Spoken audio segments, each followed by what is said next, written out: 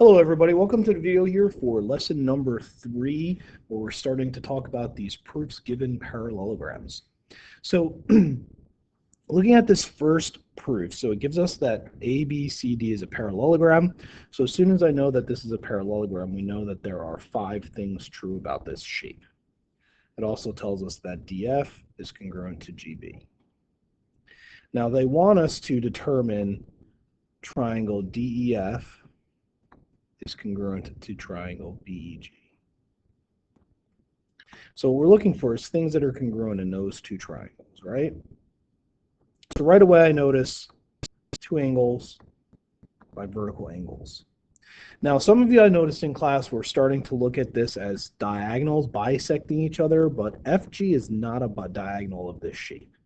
So because of that, I can't say that it bisects anything, but what I can say is that DC is parallel to AB, creating an alternate interior angle here and here.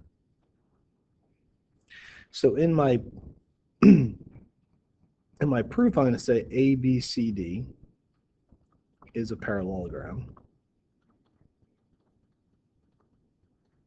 That's given. I'm going to say CD is parallel to AB. And I'm going to say because in a parallelogram, opposite sides are parallel. And I'm going to say off of that, angle 3 is congruent to angle 4 because of alternate interior angles. Okay. So we also need to say my given of DF congruent to BG.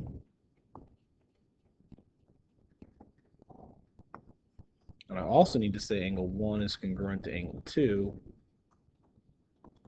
because of vertical angles. Now all of that helps us prove triangle DEF is congruent to triangle BEG by angle, angle, side. There is a way of doing this by angle, side, angle, if you showed another set of alternate interior angles here and here, but I like the vertical angles because that's something that I hope that we all see. Number 2, a quadrilateral must be a parallelogram if one pair of opposite sides is congruent only, not true, parallel only, not true, congruent and parallel, true. So why is it not the other 3 choices? So to explain your answer, right, choices A, B, and D all could be a trapezoid. For example, if I have a trapezoid, I could have a set of parallel sides. If they're not congruent, then it doesn't necessarily have to be a parallelogram. I could have one set of congruent sides. If the other sides aren't congruent, it's not a parallelogram. So the other 3 choices are actually describing what we know as an isosceles trapezoid. Other than that, good luck with studying, right? One of the things that I'm going to keep saying throughout the rest of this chapter, right, is study your rules, right? As we start to get deeper into the proofs, you're going to need to know more about this shape, this parallelogram shape. So keep studying all your different properties and you'll be just fine. All right, good luck with your homework, and I'll see you all tomorrow in class.